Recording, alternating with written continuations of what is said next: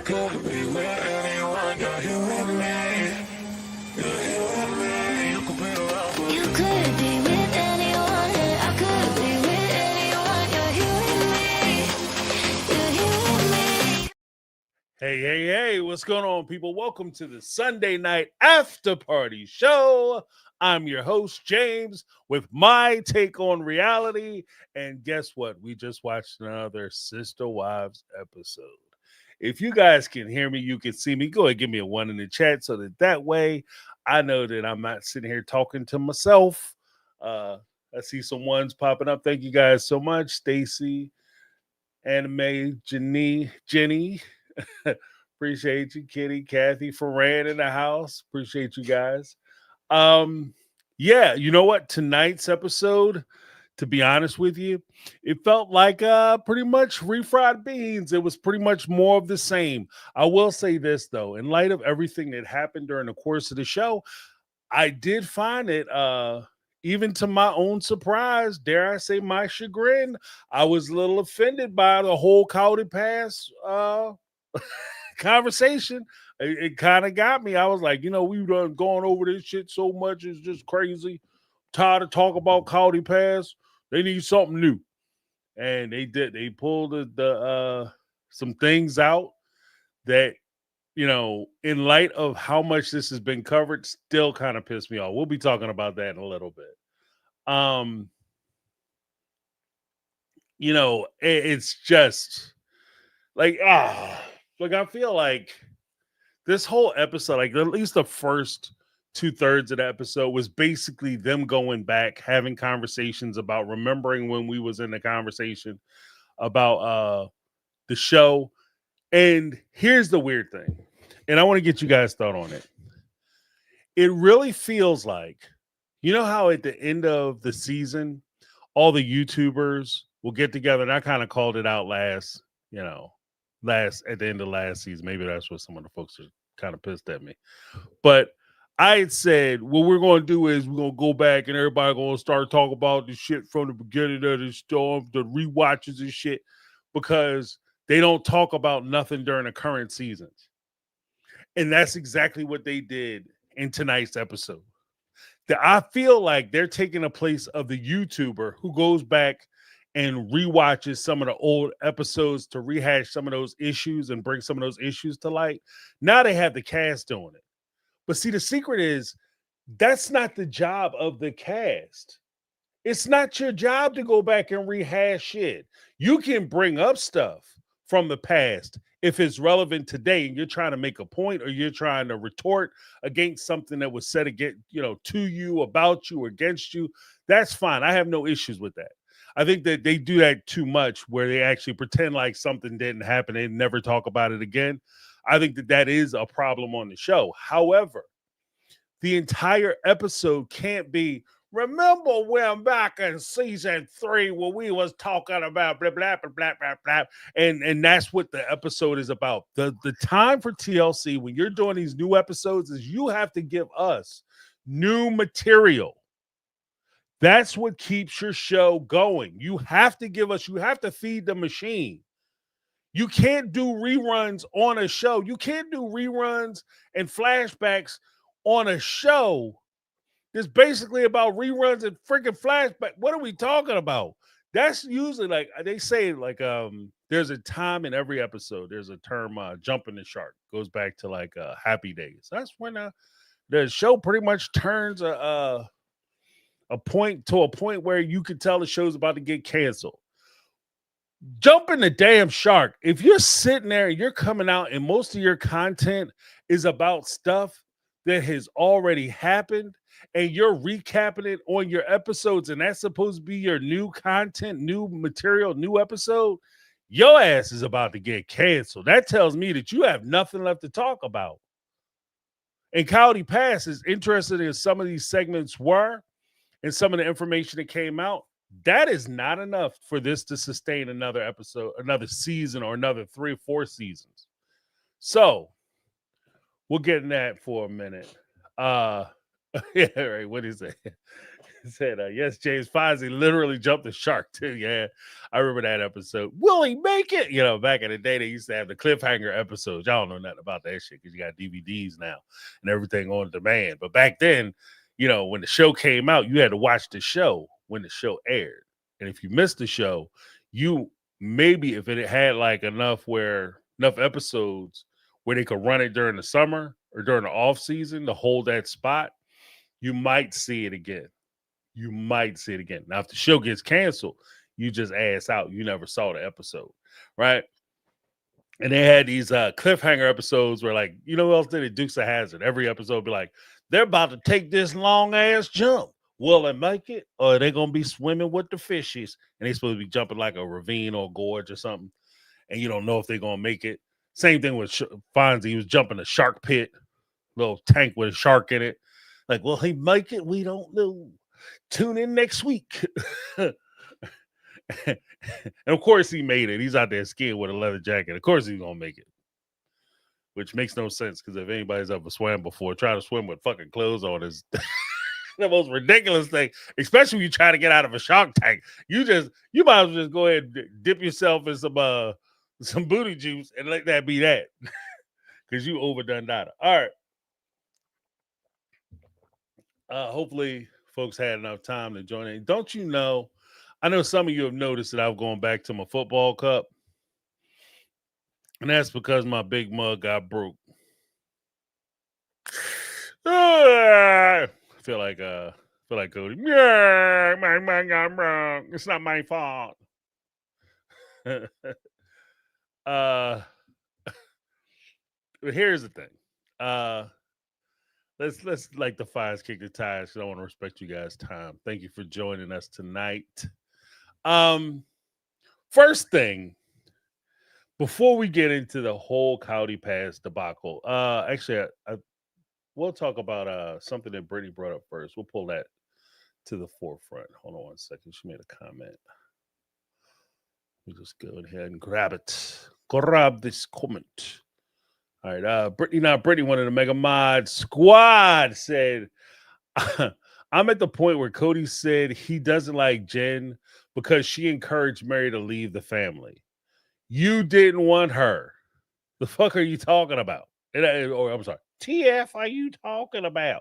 That's basically what it is. Like when push was down to shove, Cody said that he sees Jen as his rival, his adversary. They have an adversarial relationship because when Mary was in Vegas, Jen had noticed that Cody was treating Mary shabbily. And she has suggested to Mary, you need to be out, as they say, the kids say. You need to be out. And when you go, you need to clear the bank account out so that way you can drive it in deep, make it stick, and then break that mother off. And I think that's advice that everybody would have been pretty much telling Mary along the way. And here's the thing. It's not bad advice. It's not bad advice. Now, I will say this. Let's explore the whole question of Cody telling Mary, or Jen telling Mary that she needs to leave Cody, and Cody being offended by that. See, I take a very interesting, I'll say it's interesting. I think it's interesting. I think it's a little bit different. Some people will look at that and say, well, that's Jen trying to come between Cody and his relationship. Here's my thing. If your relationship is strong, it doesn't matter what they friends say. If you're doing what you're supposed to be doing in your relationship and your partner has integrity, then it doesn't matter what their friends say. If anything, if their friends are giving them bad advice or encouraging them to break off a relationship that is positive and doing things for them, and they friends come in, you need to go ahead and leave him alone because he's a little square. He's a square and he's a simp dude, and you need to leave him alone. You look at yourself, you check yourself, be like, well, first of all, that's my husband. He doing everything I need him to do. He's blessing me every day. So what I need to do is check my relationship with you because you're obviously not on the same path as I am. If your relationship is going in a positive direction.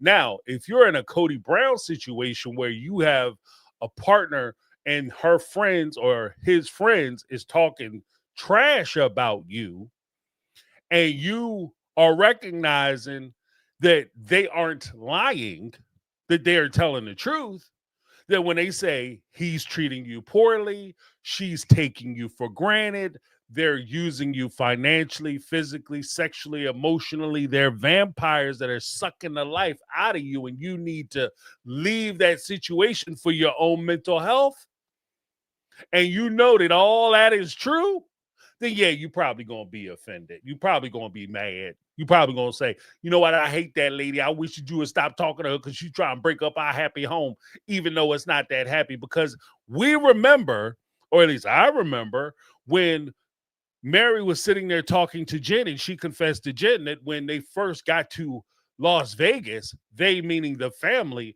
and Cody sat Mary down and told her when they were in the separate homes, which means that they had only been in Vegas for about a month or 2 months when they first arrived. Cody looked her in the face and said, "You're going to have to work to get me back.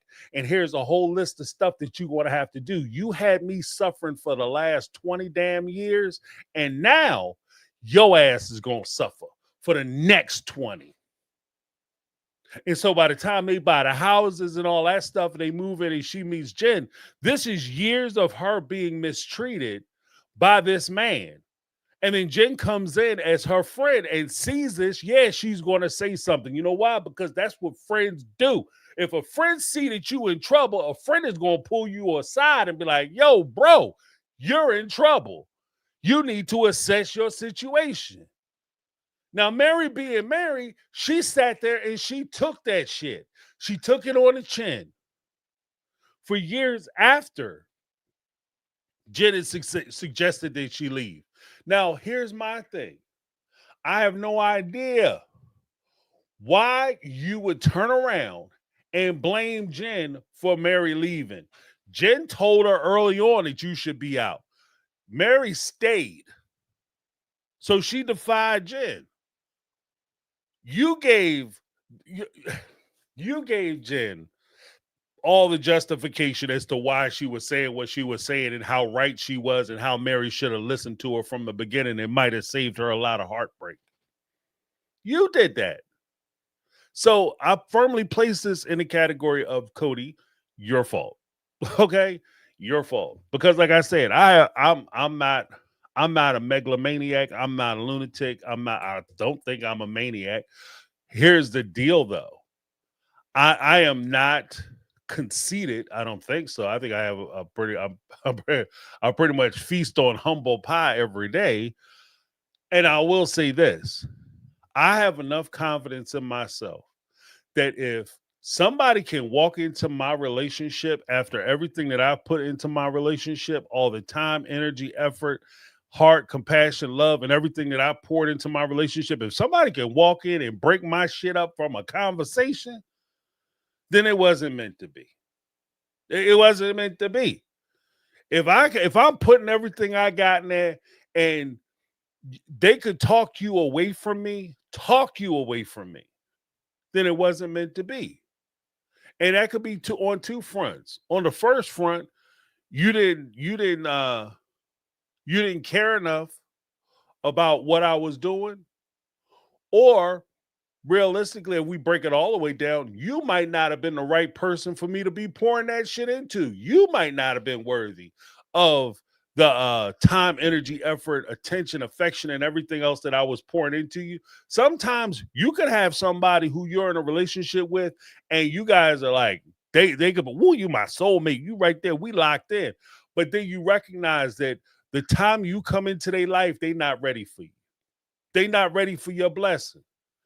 Maybe on any other day, maybe 5 years from now, 10 years from now, a week from now, 2 days from now, they might be ready, but where they stand right now, they're not ready to receive what you got. Sometimes, you know what I mean? It's just, it is what it is. It is what it is. You know? How many times have you seen somebody be like, you know what, I'm a good person, they're a good person, I understand why we can't get together? Because right now it's not the right time. Maybe that person still has some growing up to do. Maybe they still have some things that they have to address about themselves, some things that they have to work on about work on with themselves in order for them to be ready for the type of, or at least the level of love that you're trying to give them. And they're just not ready for it. So if I'm doing all that and I'm doing everything I can, and then somebody can come in with some sweet words and sweet talk your ass away from me, then okay. Then you wasn't mine to begin with.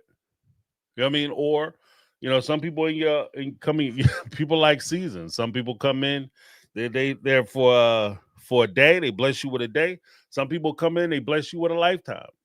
You can't really tell who's who until, you know, all the cards get dealt. So I mean, I think that's a big thing. That's what I took from that. When I heard that, I'm saying I agree with Brittany. I think that he's mad at Jen because Jen upset the apple cart because he fully expected Mary to continue taking the bullshit and continue contributing to the family. When I say family, I mean him and his bank accounts and his objectives, and for her to keep following behind him like a little lost puppy. And when Jen comes out and says, don't do that, all of a sudden Jen is the enemy. I 100% agree with that. But I take it to the next level. That if Cody is that upset with Jen, he needs to be upset with himself because, bro, that's your fault. I say the same thing about actually it wasn't me. It was Chuck D, a gentleman by the name of Chuck D, an American poet from a group called Public Enemy. And he was on Donahue one day and they were talking about this is right when the explicit lyrics warning label came out on the records. And he was like, how do you come out with these movies? And he said, look, they have these records, you're corrupting the youth. He said, you know what? Sylvester Stallone, how many people he killed in Rambo? Arnold Schwarzenegger, how many people did he unalive in a Commando or Terminator? Ain't nobody complains about those films, the Godfather series. Holy smokes. Right? But you complain about a song. And here's the thing, ladies and gentlemen. If your kid can sit down, they could be with you for a lifetime, and they sit down and listen to a 5-minute song, and that changes their whole life, then you failed. Okay, you failed. Straight up. If they can listen to a 5-minute song and it does, 15, 16, 17 years of you inputting into that child, you failed miserably. And I think that that's the case. If you've put in 20 years of attention and affection into a relationship and somebody can come sweet talk them out from under you, either you weren't doing your job or they weren't ready to receive the blessing. That's where I'm at with it.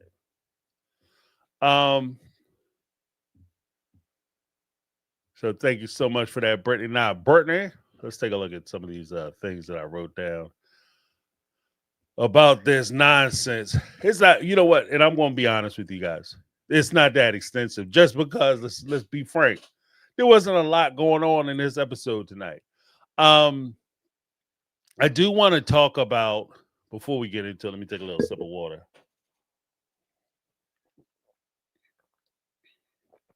Are there multiple lives going? YouTube is my time machine. Yes and no. It's one live, but it's if you have a computer or a TV, it's coming out one way. If you're on the phone, it formatted so that you can watch it off your phone. So it's one live. It's the same live. Just to answer your questions. It's something new. My stream provider is offering, and it comes all week. It comes all wacky. Last week, I didn't realize what was happening. I deleted one of the lives. Yeah, I mean, I was like, what? Oh, snap. This is ridiculous. I must have put this in by mistake, not realizing they did it. Yeah, communication. All right. So one of the things I wanted to talk about was actually something that I think is insanely important as you get into relationships. It's one of the things that you don't really think about because now it seems like everybody is so worried about making sure they have a physical or sexual compatibility with their potential partner. So you got to make sure you come in, kick the tires, like the fires, and test drive that thing before you put some money down and buy it. Before you walk them down the aisle, you got to make sure that you like the fit, right? And there's so much of that going on. And I think that there is a place for that conversation and that discussion to make sure that you guys are compatible as far as the things you like, the things you're willing to do, how much you trust each other, your openness to be able to explore with each other, and things of that nature. I think that that's key. But I also think that you should have conversations, especially as you engage in discussions of marriage or long-term commitments or even committing to one another. There are things that you should address. Just top three. Obviously sex is in there, but 2 and 3, money and children. When I talk about children, we'll go back to front. When you talk about children, you want to talk about, how do you plan on having children? Is that even on the table? Is that something you see for yourself? Is that something that's negotiable? Is that a non-negotiable? When you talk about if both parties are agreeing that you don't want kids, cool, you move forward from that point. If you're agreeing that you want to have and agreeing that you want to have children, how many children do you want to have? What are you thinking? Of course, it's not, you can't be like, I like the fries and I'll take 3 kids, 2 boys, 1 girl. Can I have a beauty queen, a wrestler, and a photographer just because I like the arts? Like, you can't order it like a takeout, but you can get a range of like where you kind of want to be at, because this conversation is important, because I know somebody personally, the married couple didn't have this conversation. She came in with a child. He didn't have any kids when they first got married. They started talking about, come on, girl, you gotta give me one. So she gets pregnant, she gives him a child. Then the next thing you know, you say, "Oh, wow, this is great. You're so beautiful. Your child is beautiful." And then they thank you so much. Thank you so much. And then she looks at it and say, "Yeah, maybe we'll have like one more." He's like, "One more? I want to have 9. I want to have 9 children. I have 8 brothers and sisters. And I remember growing up and I thought how cool that was. I want to have 9 children." That should turn into an argument, because that's a conversation, especially she just got finished, cracking one out. Like, she just got finished laying the egg. Like, you know what I mean? That pain was fresh. So, so you talking about 9, it made her stomach hurt, her stuff blew it out. She is not, she still got stitches. Like, oh, 9? Your big rockhead ass kids? I don't think so. So that's a conversation that you want to have. How many children you want to have? Once you get past like the whole, like, how many kids you want to have question, you really can't prescribe like, I want to have boys and girls. That's just healthy. That's what you want. You want healthy children. After you get through all that, you want to start talking about how you plan on disciplining them, how you plan on raising them. Are you the hands-on type parent, like to get in there and chop some wood, want to go and sit them out, get some switches? You that parent, or you the timeout parent, right? You want to have those conversations, because the 3 things that I mentioned, sex, money, and kids, are usually the reason why people's relationships fall apart and they wind up in divorce, right? We can go on and on about kids, but have the conversation about children. The second, going backwards, you want to have a conversation about money. Okay, the physical part, well, that's easy. I mean, do you like it? I love it. Okay, well, let's do it. It's amazing. No, we'll talk about the sex part. We'll leave the money for last. That's not just figuring out what a lot of times what your kink is, what your swing is. You also want to figure out, what are your levels of commitment? What do you see as being commitment? What are your tolerances? What are your boundaries? Those type of things. What's cheating to you? Oh, that's easy. Cheating is when you taking phone calls and stuff. Not for everybody.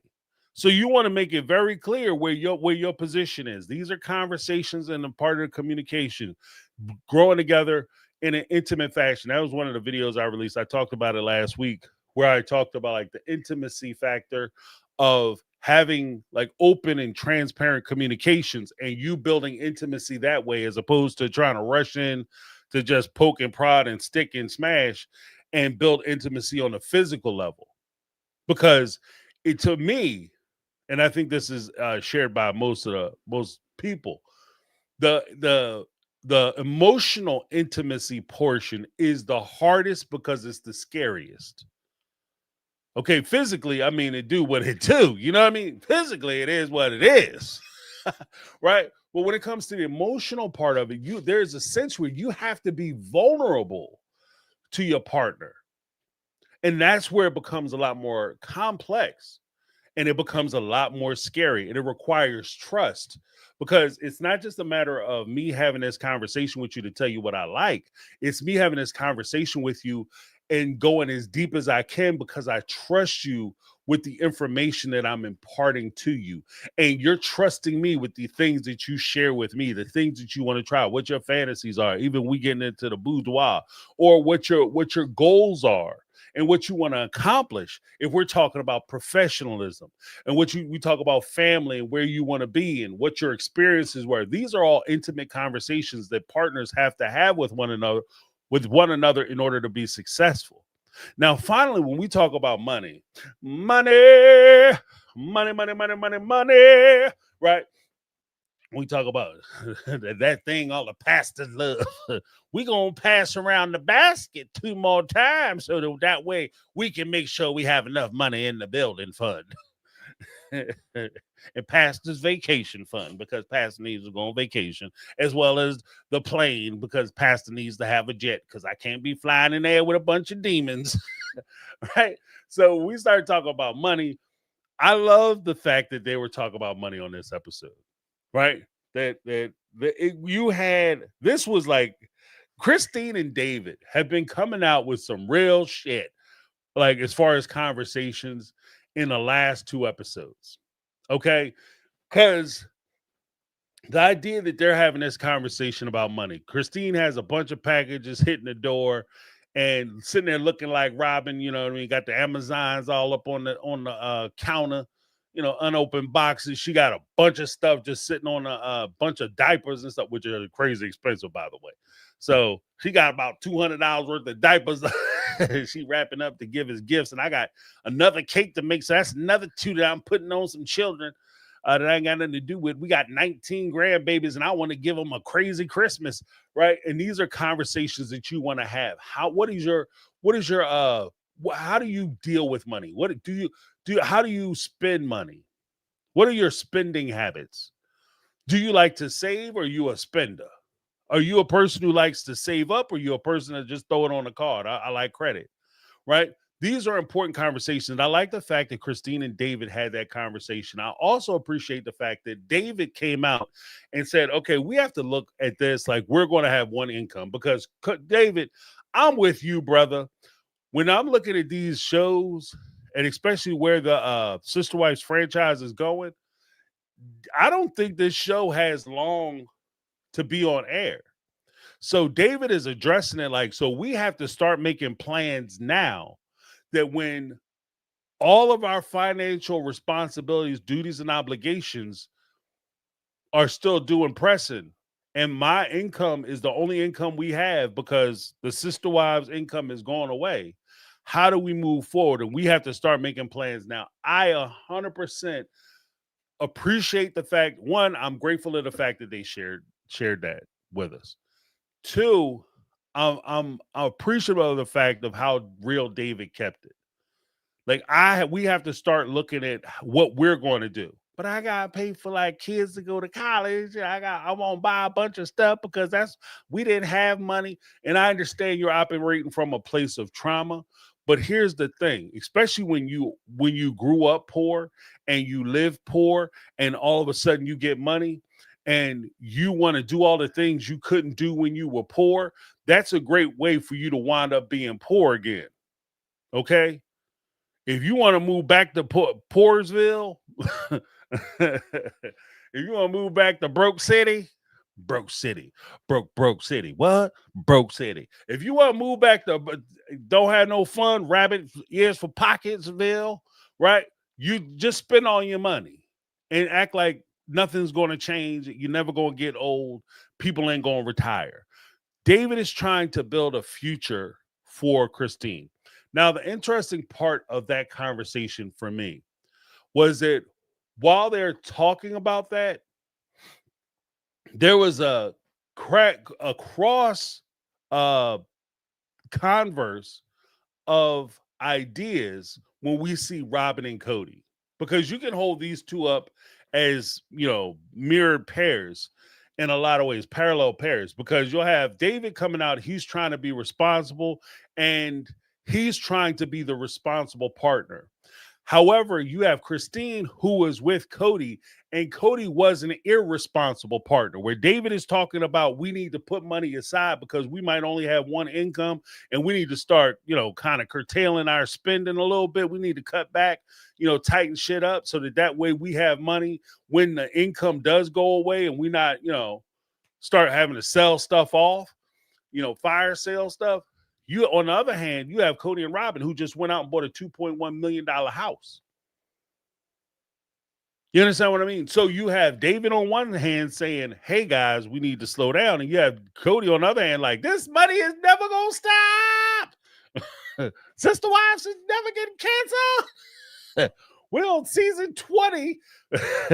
And this is never going to end because people love us, So I think that's very interesting. And the one thing I will say with Christine's experience with Cody, right? The one huge benefit to being in a relationship with a person who doesn't have a budget, doesn't have direction, doesn't have financial discipline, one of the benefits of being in that type of relationships is you don't have those constraints either. You don't have to worry about money. So Christine was able and free to spend money how she wanted to spend money because Cody was doing the same thing. How is Cody going to come there and tell her that she can't spend money when he's blowing money? Right? So I thought that part of it was interesting. And now, I think it was Maddie or Christine, the kids talking to the parents about how to do finances and things of that nature, trying to coach them up on how to address things differently. I see where David is trying to get Christine kind of on that same page, where he's trying to coach her up and say, look, this is how we have to start moving. This is what we have to start considering. We just can't pretend like the money's just going to keep coming in because we nice and people like us. So they just going to keep, that book, that very well, unless something comes out in the next year or two, or she reveals something that's completely insane in her next tell-all book, that book is not going to do the same numbers as her first book. So you like the chances that you become like this world-renowned author, like the woman who did the Harry Potter books, I forget her name, but like her, is slim to none. So you got to start working where you are, not necessarily planning your life out on a hope, a dream, or a scheme. And that's one of the things that Maddie had criticized Cody about. Let's take a look at one of the super charts. We had a Megatron with the $10, $10, $10, $10, $10. $10. All right. But did his friend Ken tell him to leave 3 of his wives, and they all got mad at Christine for demanding an apology and refused to hang out with him and Mary, dragged Christine for filth, and called her a princess. This is absolutely true. Because for Cody wasn't offended that his friend Ken said, in order for you to come back to the LDS church and save your life, your soul, and be able to become a respectable member of society once again, you have to leave 3 of those heifers where they are, right? So because Ken had said that to Cody was okay with it, because at the end of the day, Cody was going to still be included in the equation.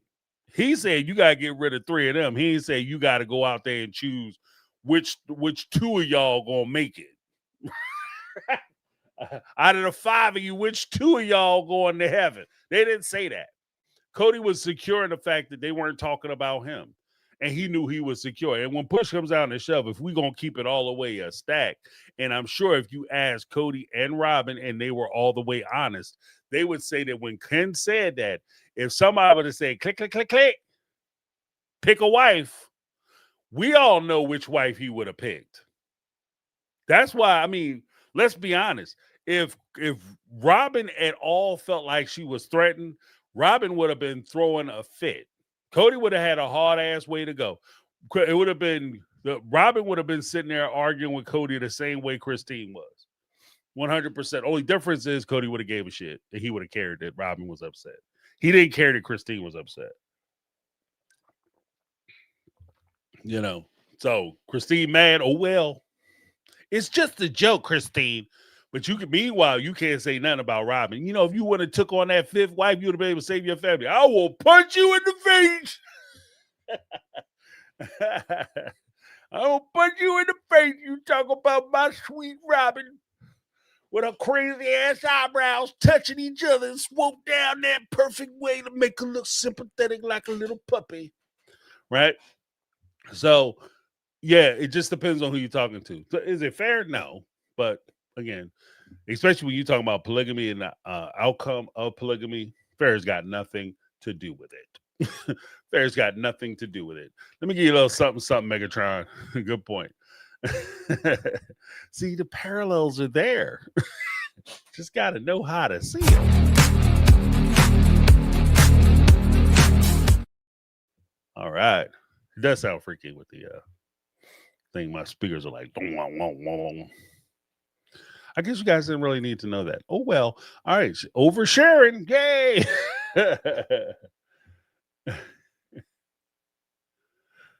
Oh, man.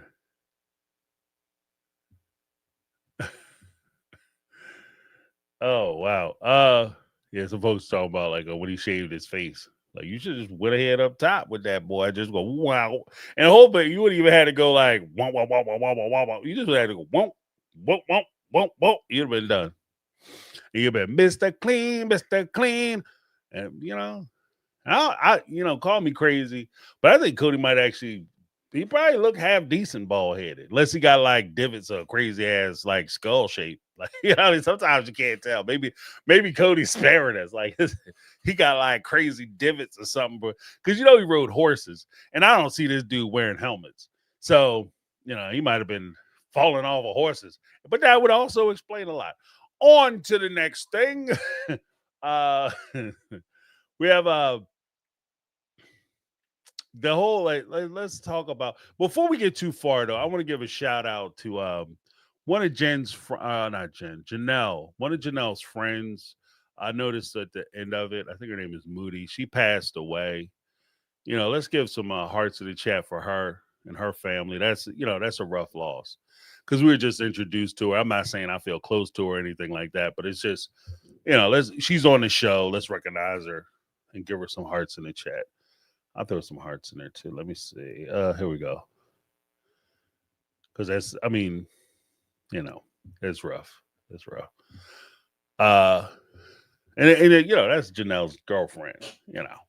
And here's it's kind of a reminder too that even though we're familiar with Mary's friend Jen, we always have to keep in mind that some of their friends just don't want to be on TV. Some of their friends don't want to be on TV, but she could, depending on how that works, she could have been one of Janelle's closest friends or close friends. And she said she was cool with her and they were hanging out when she was in Arizona. So thank you guys for putting those hearts in the chat. Appreciate you. So we did the Jenna encourage Mary to leave. Guys, let's just talk. We're going to have to break this Cowdy pass. Look, put your earmuffs on and put your headphones on, folks. Put your seat back because, ladies and gentlemen, we finna take a ride, okay? Because when it comes to this Cowdy Pass, there's so many of these little tropes that I am so tired of. I am so tired of it. Like the whole trope about worn out, beat up ass bullshit storyline about, Robin is so heartbroken because selling County Pass means she gotta let the family go. Oh, County Pass represents the family. This is the last bastion of hope that the family might come together because it reunite on County Pass. Let's be honest when it comes to this. Let's be honest. All right, we're dropping troop bombs tonight. If we're going to be honest, first and foremost, right off the top, one of the things that annoyed me when I heard them say it, annoyed me when Robin was saying it, but it really annoyed me, got to me when they had Robin's kids saying it. And it's the idea, because they're saying it, they're echoing something that they've heard Robin say. Oh, giving up County Pass means that the family won't come together anymore and we won't have an opportunity. It was a chance for the family to come back together. Stop that shit. Don't teach your kids, please, please, please don't teach your kids that the value of a relationship, the friendships, familial bonds and things of that nature are tied to material things. Don't teach your kids to love money and chase money so much that they ignore everything else. Oh, if we lose County Pass, that's our chance to get together as a family. No, to hell with County Pass. Pick up the phone, adult child. You have a cell phone. If you want to talk to your brothers and your sisters and you want to come together as a family, try calling them. Don't worry about a piece of property. There are people, plenty of people out here in the world that don't have a stick or stone between any of them, but that family is tight as two butt cheeks, okay? Tight as two butt cheeks on an amusement park ride where it's dropping 500 feet at 200 miles an hour. Hey, you understand what I mean? Fake clench factor 10, okay? Tight as two butt cheeks. You couldn't break that family up with a sledgehammer. And they don't have a pot to piss in or a window to throw it out of. In some cases, when people are experiencing true poverty, when they struggling together, they are close as all get out. They fight together. You can't say nothing about them. You get to talking about, one of they, your brother got holes in his shoes. You have to, man, that dude will fight you like a bad cat. Okay? It's just like that annoyed the hell out of me. Like, if you guys are so worried about getting back with the family or having a family come together, a piece of land isn't going to do it. Because I don't go anywhere I'm not welcome. I don't go anywhere that I feel uncomfortable. I don't go anywhere with a bunch of snake-ass people who tried to screw me. So you having a piece of land isn't ingratiating these kids to come back and join the fold. The fact that you think that holding materialism or material items over their head is a way for you to control and manipulate them to come back is disturbing in and of itself. And some people are going to look at this, and I don't give a shit. They're going to look at James, you're taking it too far. No, I'm not. No, I'm not. Because I'm tired of this whole, like, we kept the property because this was the only way the family was going to come together. They still got phones. It's not like somebody's asking you to go out back, rub two sticks together, start a fire, and start sending up smoke signals, hoping they can see it. They have cell phones. They have phones. Drive over to their house and talk to them if you want to talk to them. Part of the problem that you guys have is that you waited so damn long and you were hoping that you could blackmail them and pressure them into coming back to the family because you were holding out on the money. And if we talk about another point that pisses me off to no end is the idea that, or I want to say it pisses me off. It's just such a ridiculous statement. Oh, we had this. It was for the family. And if I feel like Robin, I feel like if I give up on County Pass, I'm giving up on the family. It's the last thing that we all had together. Rah, rah, rah. Let's be honest, people. Let's be honest. County Pass, that ownership of that property, 1/3 of your family has nothing to do with County Pass. Christine and her kids, 18 kids, 6 of those kids have nothing to do with County Pass. So how the hell does that represent the whole family? But a lot of your family is already out of Cowdy Pass.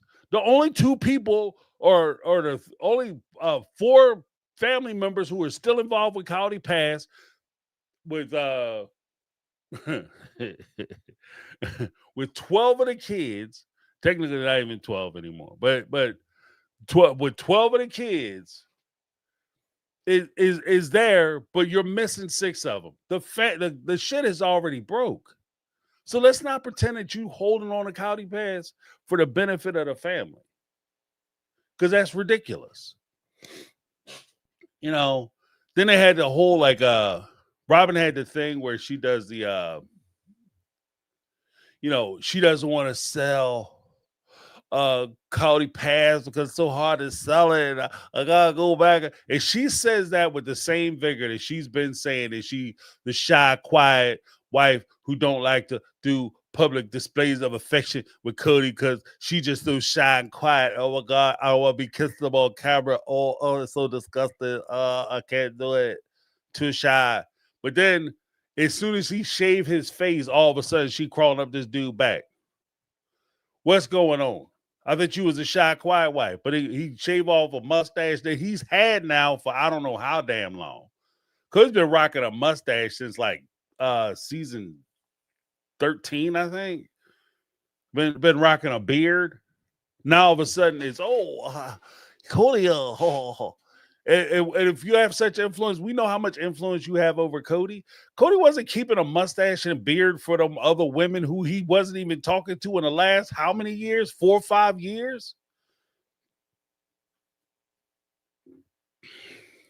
Come on, man.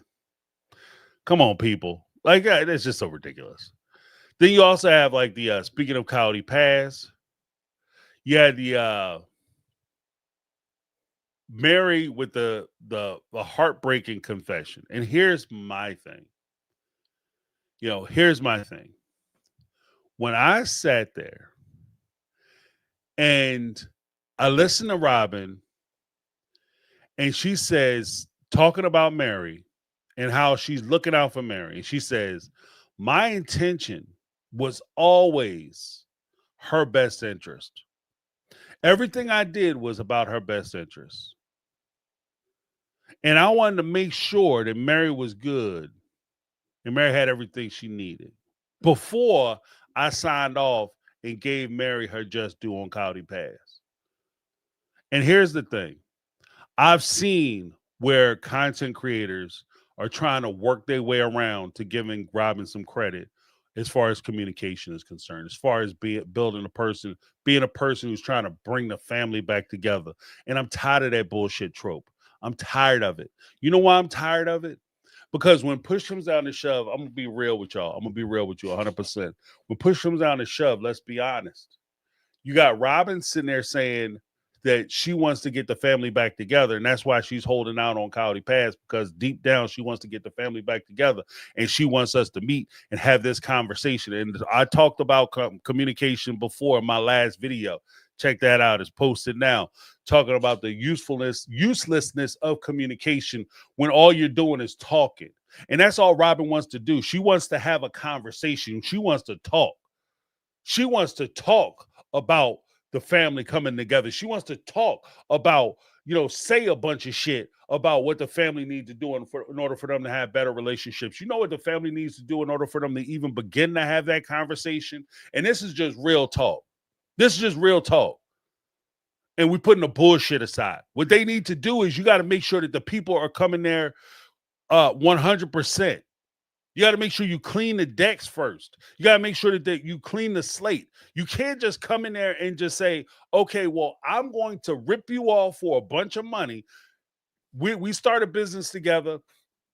We each invest, $10,000 into that business. I steal your $10,000, put it in my bank account. The business goes bankrupt. And I say, I just want to meet with you and talk about our friendship. There's no reason for us to keep arguing about all this materialism. We need to get back together as friends. We can't even pretend to have that conversation until I give you your damn money back. You can't even pretend to have a conversation with Mary and Janelle where y'all can actually meet and be honest with each other, open with each other, and begin to build that bridge back to where you can have a civil discourse and conversation so you can repair your relationship until you pay them their just due. It's not going to happen. And you can't hold that shit over my head when we're supposed to be meeting and talking. You can't sit there and say, if I don't meet with you and talk to you, I'm not going to give you your stuff back. I'm not going to make you whole after I did something to you. I ripped you off, and I'm not going to make you whole unless you do what I want. I don't understand why you don't trust me. That's why I don't trust you. And that's why we can never be friends. Because you have to trust me enough that if you give me my shit back, you give me my stuff, and you no longer have that over top of me, that when I come and talk to you and I try to engage with you so we could rebuild that relationship, I'm doing so under my own free will. It's my choice to do that. It's not because you're leveraging something over me. And that's what I hear every time they talk about this shit. She did the same thing.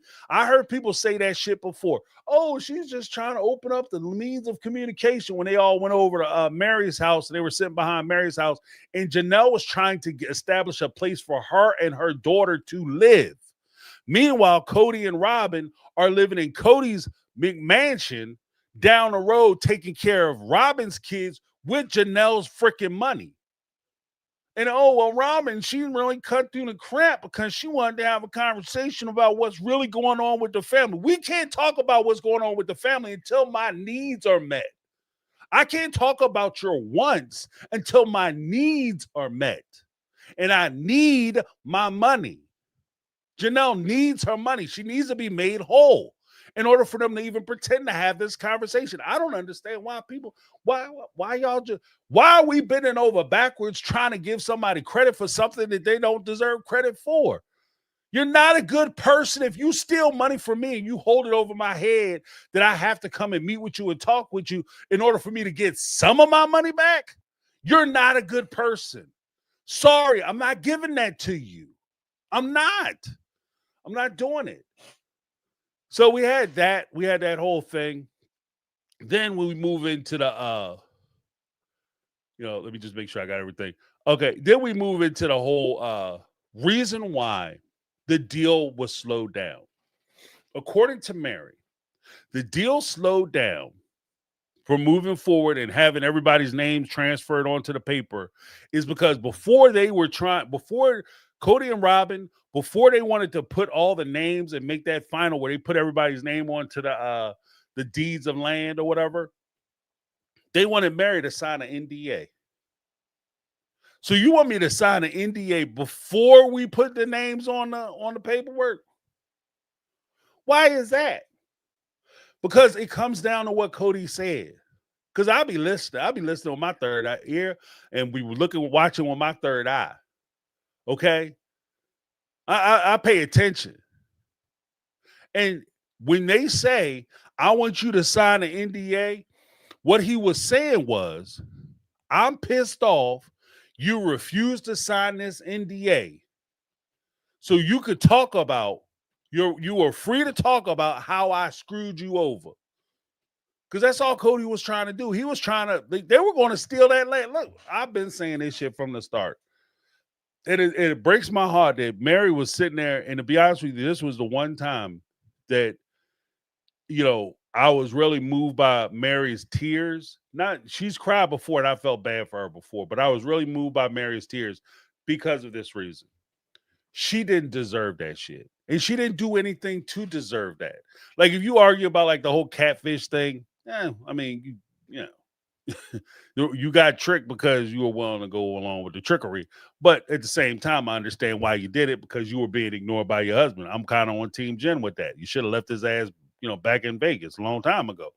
But at the same time, tonight, you saw that sense of vulnerability because she trusted Cody and she trusted Robin, and she's been defending you.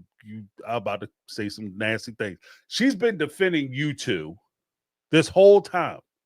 Not only again to the family, but to the fans. She's been taking y'all back for this whole time. And then you had the audacity to say, and you try to go to Janelle, we need to sell this out from under her, and we're going to sell it behind the other two people's backs. Bump them. Robin's going to get her money because Cody's getting his money. The only person in that equation that was going to get screwed is Mary. Full stop. And Janelle said, yeah, I guess you could do that. She said, yeah, you could do that shit. But guess what? If you do that, Mary's going to sue you. Don't make no mistakes. And I'm on Team Mary for that part of it. If he would have screwed her over by trying to sell that land out from underneath her, she would have sued the hell out of his ass. She would have sued the shit out of him. And she might have put him in a situation where he couldn't recover. Right? Because you tapping in because that's intentional. That's intentional malicious harm. So you're moving away from just compensatory damages, and you might be dancing in a realm of like punitive damages. Okay? So she might have made out like a bandit. You do that shit if you want to, and at that point, she don't have shit to lose, bruh. She has nothing to lose, much to gain. And the last time I tracked, you and Robin out there spending that money. Because let's be honest, the whole reason why you're selling Cowdy Pass is because you got to put money down on that 2.1 something. So the money you making from Cowdy Pass is going away. So if Mary would have turned around and be like, all right, you know what, bet. You want to play dumb? I was going to say something else. You want to play dumb? All right, cool. We playing dumb together. Lawyer man, Operation Alpha. They go file that paperwork. Now all of a sudden you on the hook, and you got to explain stuff. You got to start coming out of your pocket for lawyer money instead of deposit money. And that could have put your whole deal with the shit show Chantel or the Cinder Palace in jeopardy. And that would have been a whole thing. So yeah, you backed off of it. But the whole reason why they were trying to get her to do an NDA is because he was planning on selling that land out from underneath her. And she deep down, you could even see it in Mary's face. The reason why she was hurt as she was is that she understood what I just said. She understood that shit. Mary, God bless you. I know you be watching the show because of shit y'all be saying. I know y'all be checking me out. Go ahead, hit me up on Instagram, say that you like my shit. But at the end of the day, this is something I've been saying on this show. I've been saying this.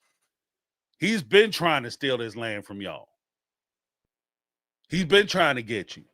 And if you were, and God bless you, Mary, because if you would have signed that paper, that would have been the chef's kiss of stupid shit. That would have been the chef's kiss of stupid shit. If you would have signed that NDA, he would have had your ass. Because then he would have came out, because the only thing that kept him off your back is the fact that he would have looked like dog shit. Because the fans do remember when you sold your house in Vegas and gave them the money. The fans do remember that so that he could buy the McMansion. The fans do remember and still hold to this day that you should have interest in the McMansion. The fans do remember you showing up to the house and writing out another check. And for him to turn around and try to give you 1/3 of 1/4 of the property, that's ridiculous. That's redonkulous. There would have been an uprising. That might have been the shit. As much as I say, like people say that they don't like Cody on the joint, I think if he would have did that and it would have came out and Mary could talk about it, that would have fans wouldn't just be on YouTube or Twitter or Reddit talking shit. That would have been the real mover of complaints. What's the real mover of complaints? When people sit down and they put pen to paper, Jack. When people put pen to paper and they go and walk down, put that shit in the mail and send that to TLC, and they got a stack. That mail room is overrun with letters and shit. I'm gonna get Cody's ass out, them criminal ass mugs. They would have got canceled. They would have got canceled. So that's the only thing to save Mary in that whole situation. But I thought that shit broke my heart because you could see the pain.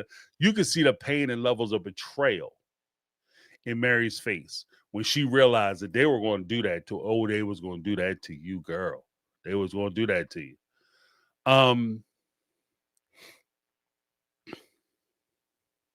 Yeah. And then my favorite part is And like I said, one of the things that just annoys the hell out of me, oh, Robin saved the deal because she came in. She just wants everything to be fair because I'm an evil bastard and I was going to do some evil, mean stuff. But Robin came in. She changed my mind. She said, "You going to be the man that I fell in love with." But Mary spilt the tea. Mary came out and spilt the tea because she said that Robin was a part of that conversation trying to get her to sign an NDA. So how you trying to, and that's another thing, boo-boo, how you going to try to be fair to the other wives and insist to be fair with the other wives when you know your husband's the one that's doing it? It's your man. It's coming from your house. It's coming from your house. So either Cody don't respect you, Robin. He don't give a shit about you and your opinion, and he gonna do whatever the hell he want to do, or you're in on the shit. And Cody, whether you like it or not, it's not, oh, I was going to do this evil thing, but I didn't do this evil thing because Robin talked me out of it. So therefore, I'm not a bad person. No, you're a horrible person. If it takes somebody to talk you out of doing the thing that you want to do, then you have zero freaking you have zero integrity. Your character is bullshit. In fact, if you were a character in a game, you would be an NPC piece of shit walking around because your character is bullshit. Okay? Because that is terrible. I would if I was going to do something like that, I would never admit it because it's not only it's like you're proud, like he's proud of the fact that he's ready to screw these women over. And there's something that he said, and then I'm gonna wrap on that. But there's something he said. He said something to the effect of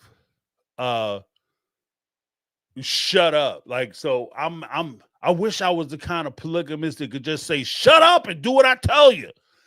When he has those types of outbursts, people look at that shit and I'm tired of content creators saying that, oh, well, when he says that, that's just him saying like top of mind stuff and he just says what's on his mind and he doesn't have a filter. Look, fuck you. Okay, no, straight up. That's not I don't have a filter. I just say what's on my mind. That's him showing you who he is. That's what that is. Let's stop dressing this dumb shit up as, oh, he's just honest. And that's the first thing that passed through his mind. And he just said it without thinking. No, he's showing you who he is. The mask is slipping. Let's stop pretending like this is some crazy revelation out of nowhere that, oh, you guys have to read the tea leaves and try to understand what he's doing because you got to understand he's playing 4D chess. No, he's showing you who he is. He's being honest. He's telling you if given a chance, he would have fucked these women over. He would have took them to the cleaners. He took money for the McMansion from them when they sold the houses because he felt like he was entitled to it. That's his money because he inspired these women, pressured these women, pushed these women to invest in the damn homes that they couldn't afford and had them paying their own mortgages. And then when they sold those houses, because he was standing there when they said, hey, let's look at this, and he was helping them pick out tiles, even though he didn't put no money down, he felt like he was half owner and he was getting his lick back. And he had them sell the damn houses. Then when they buy County Pass, he turns around and does the same thing. He says that this land is my land because I had to put up with your bullshit. I had to tolerate you. I had to come over there and lay with your nasty asses. Oh, I was so disgusted. I didn't want to be with you. I wanted to hang out with Robin, but I came over. I wasted my time coming over to your house, and I didn't even really want to be there. And that's how he felt about it. And so because he suffered so much, he feels like he's owed that land. He's owed that money. And he tried how much did they sell the land for? $1.6 million. So he thinks that his pain and his suffering and his separation, his divorce decree is basically $1 million plus. So actually he made $1 million on County Pass and they made $1 million on the McMansion because they bought the McMansion for 800 close to 900. They turned around and sold the McMansion for 1.6. They bought the County Pass for like 800, almost $800,000. Turned around and sold that for 1.6. So he made roughly about over $1.5 million free and clear from those 2 transactions. And he thinks that's all his.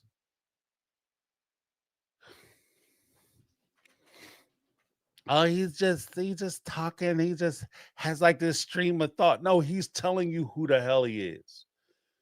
And how many times have we sat here and we've all said that shit, and content creators have got on and said that shit. Oh, when somebody, Maya Angelou said, when somebody shows you who they are, believe them. And then you turn right around and try to make excuses for this dude. What are we doing, people? He's showing you who he is. This isn't the first time, and he didn't really mean it. This isn't the first time he said shit like this. Then it's, thank God for Robin, because if it wasn't for her, I'd have been screwing you guys over. If you go to a place with a guy and he said, yeah, man, you lucky I like your wife because I was ready to rob your ass. You don't trust that dude. Hell, man, you want to walk me out to the car? No, you don't go nowhere with that guy. You lucky. I found out that your cousin is one of my boys. Oh, I was going to do some shit to you. Oh, he wasn't going to do nothing. He just talking. No, he was totally planning on doing the shit because he's too damn comfortable with the idea of doing it. He's so comfortable with the idea of screwing you over financially, Mary, Janelle, and yes, Christine. He was so comfortable with that idea that he laughs and jokes about it now. That's how comfortable he is with that idea. He's there. You did some shit. And now most people, they have to turn that corner before, like can they do this thing before they make the decision to do the thing. Cody already turned that can I do this thing corner. And it was just a matter of whether he could actually do the thing he wants to do. And trust me when I say he wants to do it. And he was planning on doing it. Because this isn't a stream of thought. A stream of thought isn't you go down to an attorney's office and have your attorney draft a document to give to your other person so that it facilitates your ability to screw him over. That's not a stream of thought. Sorry. That's not a stream of thought. That's you making plans. Now you failed, and just because you failed at trying to do something, the attempt, I count the attempts. If you try to do some shit to me, you go out and you get up under my car and you cut my brakes up out of my car. And I back my car out of my driveway and I run into a tree. And, oh, thank goodness I was only going 5 miles an hour. I'm not going to sit there and be like, oh no, that's my friend. They wasn't trying to hurt me. Because I hit the gas, I hit the brakes trying to get out of my driveway. No, you get the attempt to. He is attempting to rip them off, and the fact that he sat there and what the craziest part is, he was fully expecting Mary not to mention it. And I appreciate the producer asking her, and I'm airing it tonight. Do you think that if you would have signed the NDA and he hadn't transferred it over, that he was going to sell that property out from underneath you and you wouldn't have been able to say nothing? She paused for a second and you could tell she started thinking about that shit. Because the answer is yeah. The whole purpose of him having you sign an NDA, because why would he be, if he gave you equal rights to Coyote Pass and gave you an equal share, why wouldn't he want the fans to know about it? The fans who've been complaining about Cody ripping her off this whole time. Why wouldn't he want the fans to know? Yeah, I did the right thing by Mary. I did the right thing by Janelle. I gave him equal shares on the lane. See, y'all thought that would have been a high bullshit told you so moment. See, y'all thought I was going to rip them all. But see what I did? I put all their names on a property like I said I was going to do. And we all walked away with 25% of Coyote Pass like I said I was going to do. And that's what they agreed to. We worked it all out, guys. See, I'm not a bad person. You don't think Cody would have did that shit? Cody would have been celebrating that from the highest mountains he could. The only feasible reason in my mind why he would do that is because he was planning on ripping them off. But let me know what you guys think. And because like I said, you would feel like the biggest ass in the world if you marry, because that just puts your whole joint, that puts your whole perspective in order. Like, you've been doing this whole time, and given a chance, given free and clear chance, it makes you question your entire relationship with them. Because this whole time, oh no, Cody and Robin wouldn't do me like that. Why we got to get lawyers? Remember Mary said, they said, why we got to get lawyers, Janelle? We don't need lawyers. You think they'll try to screw us over? She even went back and told Cody and Robin, you ain't going to believe this. Janelle talk about we should get lawyers. Oh, you didn't, did you? Did you talk to anybody? You didn't, did you? Oh yeah, you ain't going to need a lawyer. Well, I'm going to take good care of you. If he was going to take care of you, my whole thing has always been, if he was going to take good care of you, then your name would have been on the documents from the start. You were giving up equal money so you could buy Coyote Pass.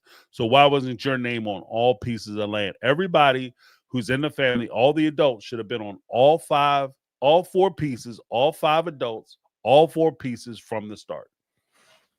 When he went down and drafted it, it should have been that way from the start. But Cody made sure that his name was on everything and everybody else got a little tiny piece. And he made it so that nobody could do anything on that land without his express permission.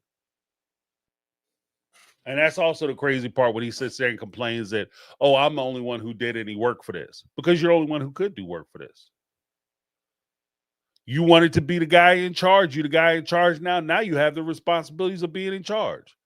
I don't want to be the responsibility of doing any charge. They're not even giving me anything for this. This would be the equivalent of if we all got together and said, hey, let's go to the bar together, do happy hour. We order a bunch of food. And they would say, okay, we'll do one check. We all just kick in. And then if the check come, everybody kick their money in. Everything is set. He'd be like, oh, we hand the money over to Cody. And then Cody look at us and be like, oh, this check is short. What are you talking about? There's the bill and the tip. How is it short? Oh, because you guys didn't give me money for handling the money. Because I'm handing it over to the waitress. And I need a little something.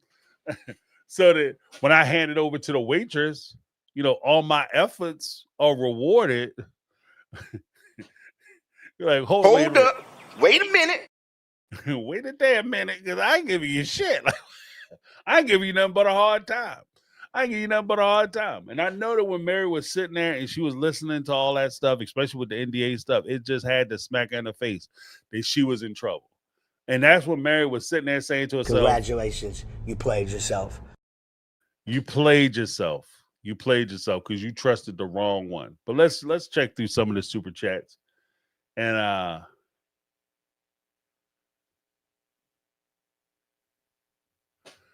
okay, we'll check some of the super chats. And then I got some news for you guys too. Got some news. So Brittany Not Brittany with the $4.99 super chat.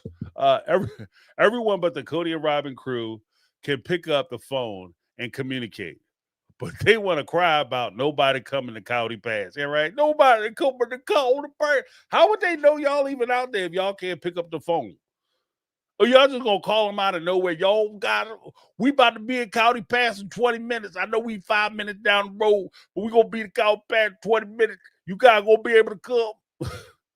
Girl, I'm in Baltimore. I'm in Baltimore. Maddie, McKelty, Peyton, we're in North Carolina. Savannah, we're in North Carolina, girl. We 20 minutes. We ain't gonna be able to make that. See, you guys don't want to be a part of the family. You don't want to be with us. You keep rejecting us. Yeah. Get out of here, crazy. And that's another thing. Robin got her kids looking crazy as cat shit. Like, y'all, you need to stop. Stop that shit. Stop it. You got them looking crazy. Cut it out.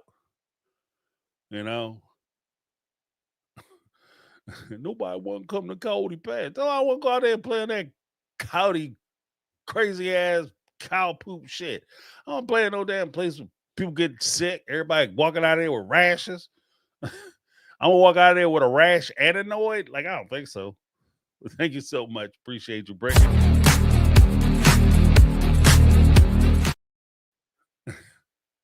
We had a Brittany Not Brittany again. Wait, hold on. We had Megatron first. Megatron with the $5 super chat. It was Robin expected Janelle and Mary to wait out in the cold for her, and Fungal Mouth to finally show up had me taking a sip and swallow damn near the whole bottle. Yeah, man. That's another thing. I got to tell you, that shit would have had me hot as hell, too. If I was sitting out there, Cody and Robin, with them sitting out there on Coyote Pass, like first Janelle and Mary show up first, and they said it looks like they're on time. So we have a set time that we're supposed to be meeting out there about my money. And then I show up, Mary show up, I'm standing out there waiting for Cody and Robin in the cold, in the middle of nowhere, because it ain't like there's facilities or nothing out there, because it's nothing. Right? They ain't do no work out there. They got that water cistern or whatever that the whole neighborhood paid for. And I'm standing out there waiting for these two jackaloons to show up. And they come pulling up after Mary and Janelle was already out there talking because they showed up on time. And Janelle was like, look, I'm going to go sit in the car because it's cold as shit. I'm going to go sit in the car and chill. So she's sitting in the car. They all going through their phones, Mary and Janelle. Then Cody and Robin pull up. And they expect these two women to what? Hop out of their car, run over to the car. Oh my goodness, I'm so glad you made it. You're so on, so excited to see you. Please get out the car. Ooh, get out the car. Ooh, give me a hug. Give me a hug. Look, you lucky if I showed up and I'm on time and it's about my money and your ass is late. The reason why I'm not getting out the car is because I'm trying not to cuss your ass out. That's why I'm sitting in the car. That's why I'm trying to be cool. I'm trying to wait for the realtor to get here, which, by the way, if we have a set time and the realtor is late, that shit is unprofessional as hell. That's unprofessional. If you tell me 10 o'clock, I show up at 9:50. I've already trust and believe, especially with that kind of money, I'm already there 15 minutes early because I'm trying not to miss nothing. I don't want y'all out there talking and conversating without me anyway, which y'all already have been doing clearly. But I'm going to be sitting out there waiting. I'll pull up. It's 10 o'clock. I'm sitting there waiting. And it's so long. And then all of a sudden, Cody and Robin pull up. And then later, the realtor isn't even there yet. That's crazy to me. So either one, he's unprofessional as hell, or two, Robin and Cody done told them the wrong time. And they're showing up closer to the actual time and told Mary and Janelle some old bullshit. And then not to mention, it's all a power play. Because you're trying to control something. You couldn't control them and make them do what you want them to do. So this last ditch bullshit ass effort where you going to do what I tell you to do because I need you to show up at a certain time at a certain location, and then I'm going to make you wait. That's straight power shit. The power is games. Stop playing games with me, especially about my money. Hundreds of thousands of dollars. Like, you don't want to ride this ride. You got to be this tall to ride this ride. You crazy? Because I would have been calling their asses. They would have got no peace from me. Where y'all at? Please don't make me drive to your new house because I know where you live. I mean, I saw it on the internets, the interwebs. All right, but I'll give you a little something, Megatron.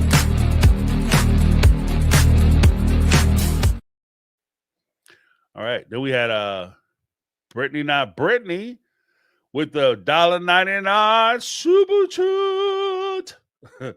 Oh, I cussed Janelle clean the F out too. Because of when she said with Janelle, I guess you could. So I mean, do what you gotta do, Cody. See, I don't know where Janelle is. Like Janelle, I guess she's so used to Cody talking shit. But and I'll give her this too.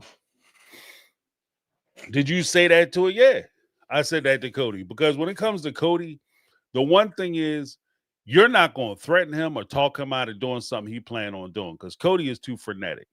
He just does whatever he wants to do, and you just kind of deal with the consequences.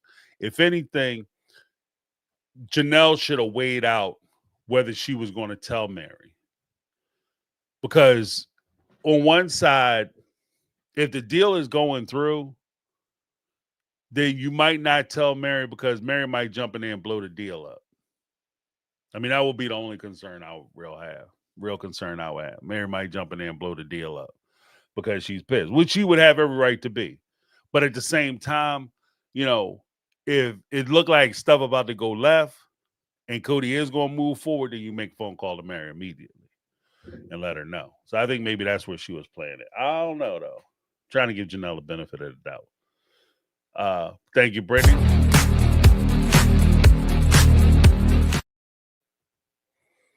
But it is a little sketchy. I ain't gonna bullshit. It's a little sketchy. Brittany with the $4.99 super chat. Cody is a grown ass man who knows what he says is hurtful. And if he really cared about how he was coming off, he would change. Low key at McKelty. We're gonna talk about that in a moment. But I 100% agree because Cody did say something like that in Special Forces. Like, this is the way he operates, and he doesn't feel no need to change. And to that, I would say, bruh, if the way you were was working for you, then I would say, yeah, don't change. But as a guy who has had 3 divorces in the last few years, has been humiliated on television publicly for the last, I don't know how many years, who has had multiple people like, look, if one person meets you and they say you're an asshole, then you can't get along with everybody. You can't people please everybody. But if everybody you meet turns around and say that dude's a jerk, okay, you got to take a step back and look at yourself. You got to do a self-assessment. You might be a jerk. And now, dare I say, most likely you are a jerk. Especially if you're getting people from different walks of life. The only thing they can agree on, like you got Republicans and Democrats, and you got, you know, you know what I mean? Misogynists and feminists. Everybody looking at you like that guy's an asshole. Like, you know what I mean? We can't agree on nothing else. We can agree on that though. Like, bruh, it might be you. Just saying. But thank you so much, Brittany. Let me give you a little something.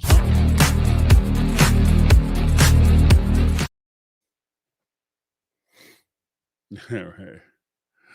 Then we had Lizzie B with the $5 super chat. Lizzie B now 2 of the mega mods in the house.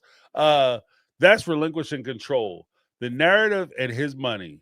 He wasn't going to do that. Cody is too much of a narcissist. Hit the like button. Yes, yes, yes. Yeah, I agree. I think that like when push him down to shove, the whole Cowdy Pass thing and the whole like venture in that part of what makes it, I guess, even remotely interesting, because this is really, as Janelle said, because if the documents and paperwork are already done, you could fax that shit to people because we have technology now. It's not like the olden days where they all had to get together and they had to ride over to get the Notary Republic to stamp these stuff and boss it with wax. Like it's just not that time anymore. So you can do everything that they're doing, they can do electronically in their own separate states. They never have to come in contact with each other in order to get this done. So 1 is probably done for the show, and 2, if this was something that Cody had insisted upon, this is in fact just him taking power and control. This is the last grasp and the last gasp of his authority over these women. Like after this is over, like this is, after we sell this land, we ain't got nothing else to do with each other. Yeah, and it's killing you that you don't have this to hold over their heads anymore. Because this was the little bone that you would kind of, come on, you could do it. That's what Cowdy Pass represents. And that's part of the reason why I'm glad this chapter is over. But thank you so much, Lizzie B in the house. All right. Let me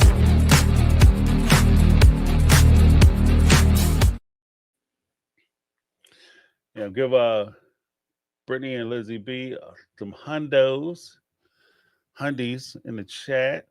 Thank you guys. The Mega Mod Squad keeping everything secure, holding us down. Yeah, don't forget to hit that like button. Just real quick, I'll go through some things that I have coming up. I've been putting out some shorter videos so that folks can enjoy those. People don't want to sit through like the hour and a half, 2 hour, 3 hour live. They were getting beefy. But this week I will be doing some additional content. I wanted to do a show on Special Forces And at you guys' request, I did watch the Pop Psych episode. Oh, Carmel Cuties is here too. Okay, yeah. Carmel Cuties a hundo. Put some hundos in the chat for Carmel Cuties. Throw you some hearts, Carmel Cuties. Sorry, I didn't even see it. My apologies. That's on me. I got a lot of stuff going on. In the background, a bunch of screens and images and shit. But Carmel Cuties in the house. Holla.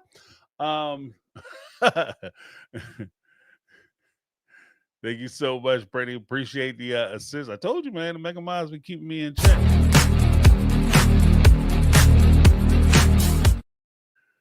They were like, "You messing up, James." Appreciate you, Brady. I appreciate all my Mega Minds. We got Brittany, not Brittany, Lizzie B, and Carmel Cuties all up in the house. Oh, we got a full house tonight. Got all the ladies here. All right, but I did watch the interview with Pop Psych. Now, I am not going to do like the video I'm going to put out. I'm going to talk about like 3 issues that I noticed in the video. I want to say issues, just things that I want to comment on that McKelty was talking about. And this won't be, just so that you guys know, this will not be I'm a bash Pop Psych and his wife or McKelty and Tony. In fact, I'm not even going to bash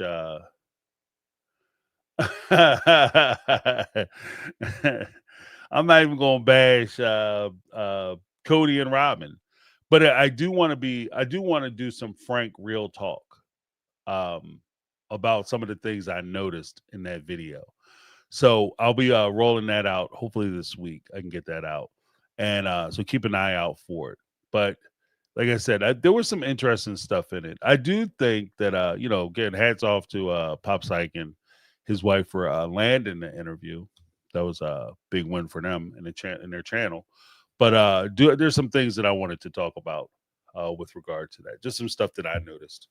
Give my pedestrian view of some of the things that I noticed from that thing. But yeah. So we had I'm sorry. Here we go. At Carmel Cuties, the $2 super chat said, "See how you do me, James? All good. See how you done did me? When you thought I wasn't around. You had a whole bunch of shit to say, right?" Carmel Cuties in the house. And she was featured on like both Brittany, Carmel Cuties, and Lizzie B. We're all at the round table on Saturday. So had a good time, nice little discussion, a lot of fun. But appreciate you. Let me get a little something.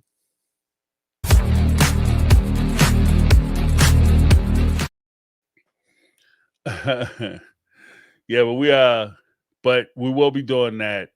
So keep an eye out for that too. And you guys want to check out the shorter videos, those are up now too. And we'll be back on Tuesday for the call-in show where you guys get to leave your opinions, because I want to hear what you guys have to say with regard to how you thought this episode went. Like, was this a winner? Was this a loser? Was it more of the same? It kind of felt like more of the same. It actually felt like a rehash of a rehash. So, and with the exception of some of the parts that the details that were dropped with regard to Coyote Pass and that damn NDA, that's crazy. That's crazy talk. That Cody did that to Mary. But yeah, just when you thought that we was all team, we all in this together. No, you're not. Wrong. You know what I mean? Where's my boy at? We all in this together. Wrong. Wrong. You know what I mean?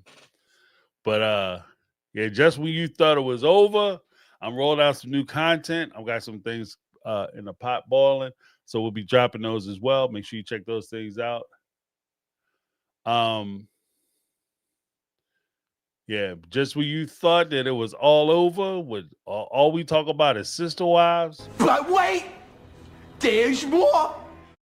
There's more. We're gonna be talking about some more stuff. Just real quick, we had a couple more super chats come in. then I'll let you guys go because I want to make sure everybody gets some good sleep. We had Jody Periscala, member for 2 months. Please join her, Grace. She is decompressing. Oh, please give her grace. She's decompressing. Yeah. I mean, I don't think what you talking about? McKelty? McKelty? Well, I don't really have a whole lot of like I said, my observations are not of the interview. They're not necessarily criticisms. And I don't really want anybody to think that I'm just gonna be like, oh, McKelty is ridiculous. No, it's just some pointed things that I wanted to talk about that was discussed. So yeah, there's some points that I want to make. You know, based on the conversation. I just have a different view. I have a different perspective on some of the things that were said. And I want to make sure that if McKelty does see it, that she gets just a different view of what is going on. Because I think there were some things that I disagree with, and I just want to give a different perspective. I'll leave it there because if I give too much away, the next thing you know, somebody else will come out with a video about it and be like, surprise, surprise. Where's my girl at? Hold on 1 second. Surprise, surprise. Surprise, surprise.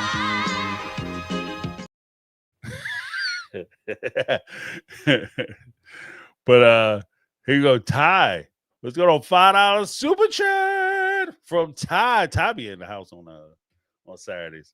Thank you for all you do, James. Oh, you're welcome. Thank you guys for all you do. Join the membership, y'all. The round table be lit. Yeah, I have a good time. I have a great time for the round tables. Folks be putting their thing down. They be, we be going back and forth. We be chopping it up. Saturday we be chopping it up. So it's really like a cool community thing. Like I said, a lot of what I'm trying to do or the space I'm trying to create, I'm trying to give you guys as much opportunity to be able to get your perspective and your viewpoints out. Because, content creators are cool. And, we get on the camera and yell at our cameras and stuff. That's all fine. But at the end of the day, I think you guys deserve to have your voices heard as well. And that's all I'm just trying to provide. So between like the call-in show, the speak pipe, and the round table. Actually, if you think about it, the only show I really do where I do all the talking is this show. Like all my other shows are usually for you guys, centered around you guys. I never really thought about it that way, but that's what it is. So you guys are my MVPs. All right. So thank you very much, Ty.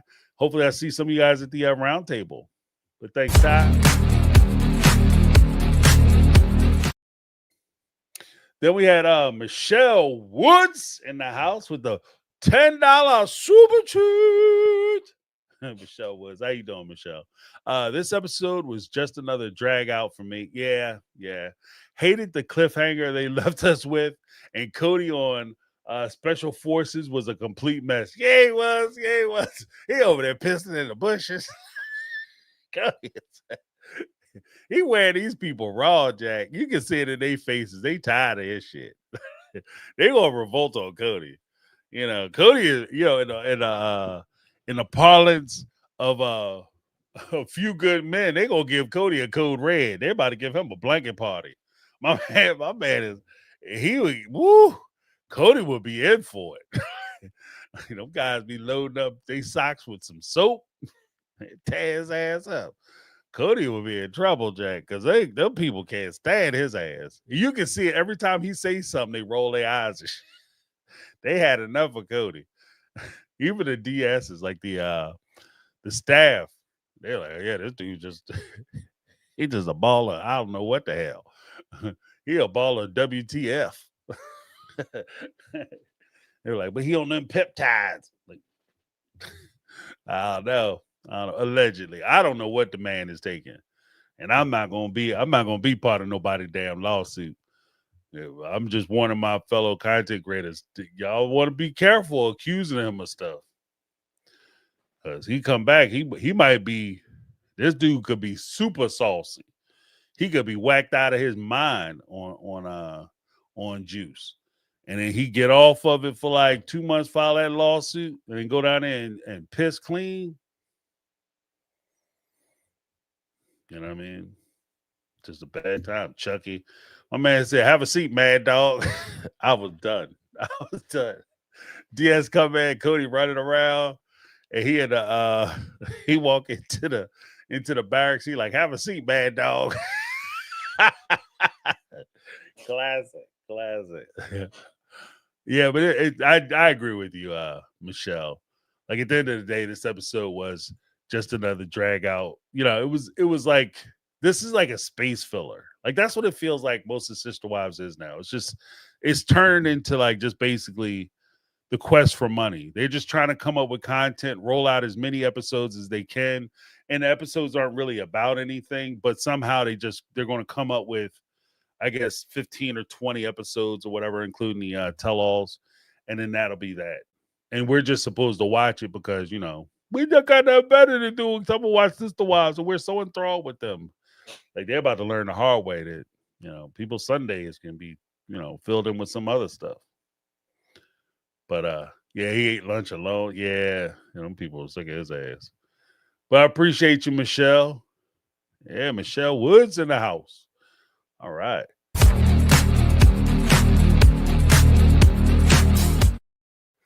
All right, Michelle Woods. But yeah, thank you guys so much for hanging out with me. Make sure you come and check us out on Tuesday.